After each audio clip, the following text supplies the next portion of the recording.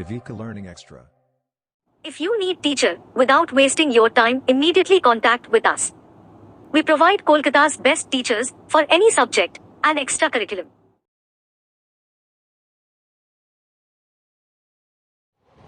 Hello viewers, welcome to the next video of your favorite Rajesh sir, and in this video I will talk upon an important part and parcel of biological science, that is fish.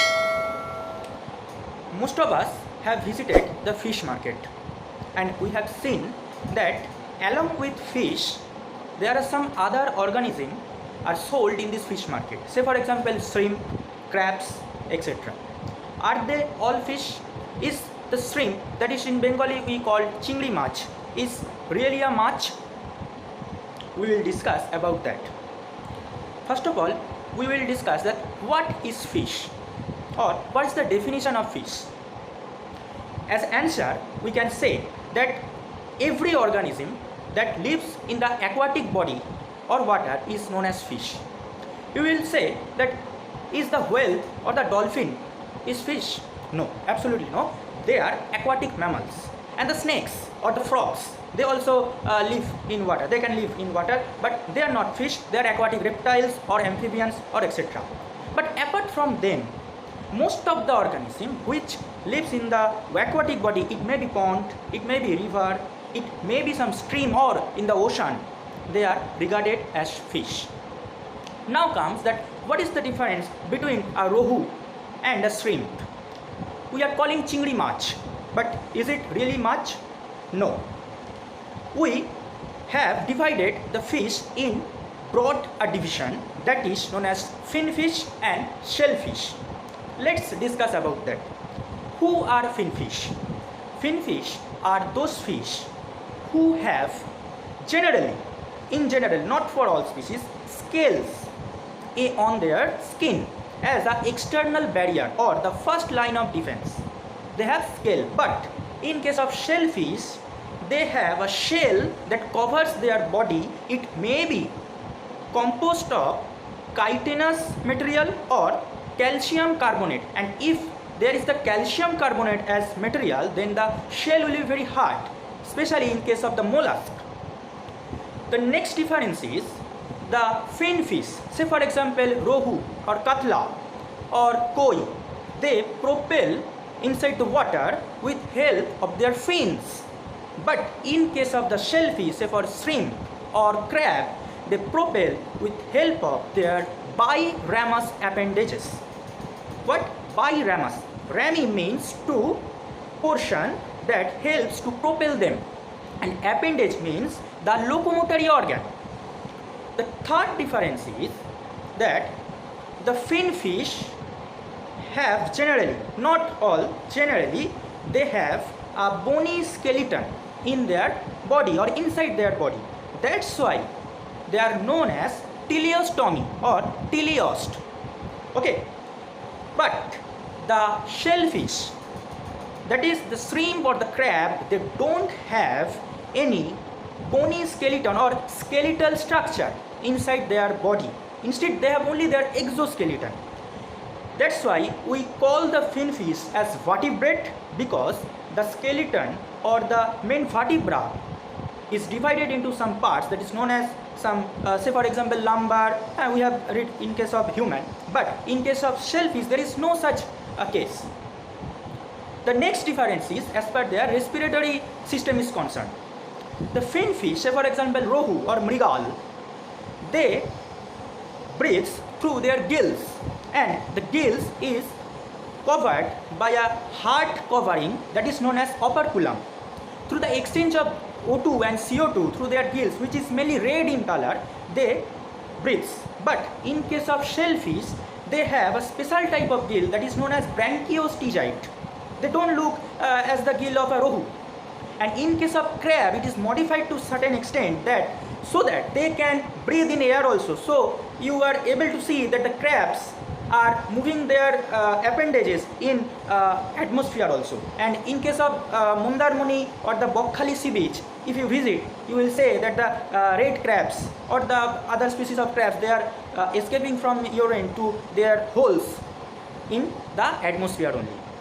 But the shrimp cannot survive in atmosphere because their gill is not modified to certain extent. Okay, so this is the difference between a shellfish or finfish. Okay, so I think you have cleared the distinction between a rohu and a golda chingri or the giant prawn. Okay, now I will come to describe that in case of finfish there are also a major division. We have discussed that some finfish have a bony skeleton inside their body, but some doesn't have it. In case of the bony fish, we will call it that they are teleostomy. But the fish which doesn't have the bony skeleton, instead they have cartilage or cartilaginous system, they will known as elasmobranch. Who are they? The elasmobranch includes sharks, skates, rays, etc.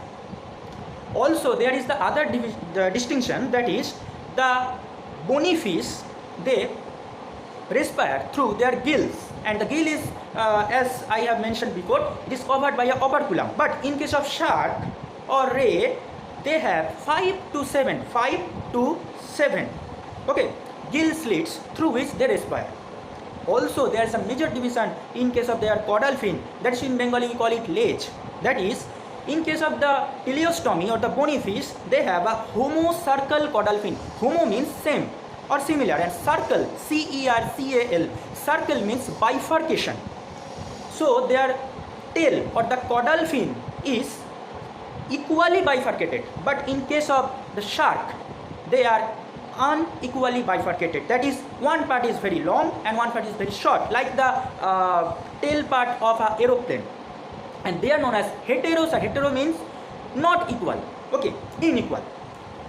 Heterocercal, C-E-R-C-L, circle means bifurcation, caudal fin. Also there is a difference in case of their scales on the skin.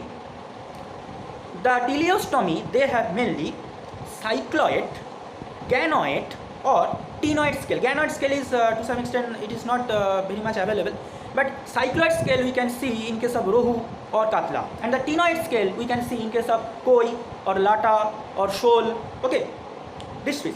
But in case of the cartilaginous fish, that is in case of shark, the scale is very much minute, you cannot see it very in your naked eye. This scale is known as placoid scale, okay. So this is the difference between cartilaginous fish and bony fish. And in case of the rays, that is in Bengali you call it shankar mach, this they have a tail like this is a whip like tail, okay. They don't have this division, that is homocercal or heterocercal, they have only a whip like tail, okay. So that is the difference. I think I have cleared it.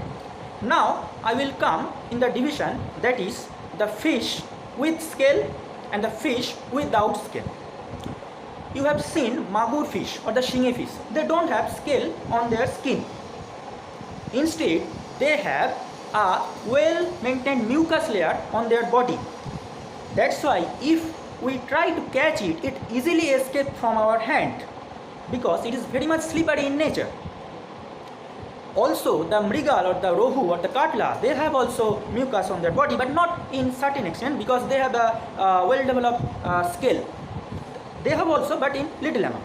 But as the shingi and the magu or the boal, they lack scale, so there is a system of producing excess mucus from their mucus gland that is produced from a polysaccharide that is known as mucin.